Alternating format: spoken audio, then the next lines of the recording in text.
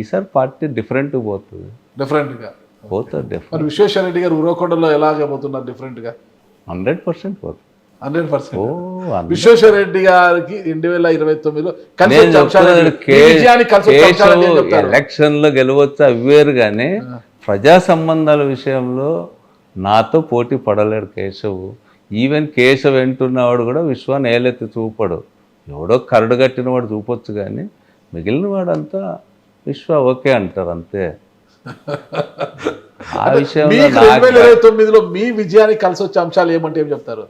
వాళ్ళ వైఫల్యాలతో పాటు మేము పార్టీని పక్కడ్బందీగా నిర్మిస్తాము, ప్రజా సమస్యలపైన ఫైట్ చేస్తాము, వాళ్ళ వైఫల్యాలన్నీ కూడా ఎత్తి చూపుతాము. ముఖ్యంగా మేము ఇంతకుముందు అక్కడ డెవలప్మెంట్ కోసం అందరికీ నీళ్ళు ఇవ్వడానికి చేసిన ప్రయత్నం ఇవన్నీ కూడా ఇంకా ముందు తీసుకుపోతాం. ఇంకా టైం ఉంది కాబట్టి చూస్తున్నాం అంతే. ఇప్పుడు సీఎం చంద్రబాబు నాయుడు గారు వాళ్ళు చేసే వ్యవహారాలన్నీ ఇంకెప్పుడు కనుక్కుంటాడు, 70 మంది నిందించాడు, 15 నెలలు అయిపోయింది, ఇంత ఆలస్యమైంది, ఇంకా కనుక్కోలేకపోయారు, మీరేమంటున్నారు? వీళ్ళ వైఫల్యాలకు మాత్రం మేము టైం ఇస్తామంటున్నారు. ఇది ఎక్కడ చూద్దామండి? ఇది వైఫల్యాలు అంటే మేము చేస్తామంటారు, చేయండి అంటున్నాం మేము. వాళ్ళు ఎక్కడైనా ప్రజలు